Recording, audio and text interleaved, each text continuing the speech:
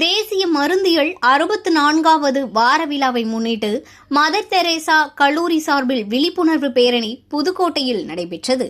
புதுக்கோட்டை மன்னார் கல்லூரி முன்பு தேசிய மருந்தியல் 64வது வார விழாவை முன்னிட்டு விழிப்புணர்வு பேரணி நடைபெற்றது.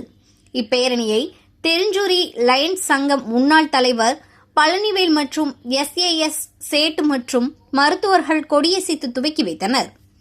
மன்னார் கல்லூரியிலிருந்து புறப்பட்ட பேரணி பழைய பேருந்து நிலையம், புதிய பேருந்து நிலையம் மற்றும் முக்கிய கடைகள் வழியாக 300க்கும் மேற்பட்ட செவிலியர் பயிற்சி மாணவியர்கள் விழிப்புணர்வு பதாகைகளை கையில் ஏந்தியபடி மருத்துவர் பரிந்துரையின் சீட்டு இல்லாமல் வெளியில் மருந்துகள் வாங்கி சாப்பிடக்கூடாது, உடல்நிலை குறைவு ஏற்படும் போது தனியார் மருந்து கடைகளில் உள்ள மருந்து மாத்திரைகளை வாங்கி சாப்பிடக்கூடாது, அப்படி சாப்பிடும்போது பக்க விளைவுகள் ஏற்படுவது குறித்து கோஷங்கள் எழுப்பி சென்றனர்.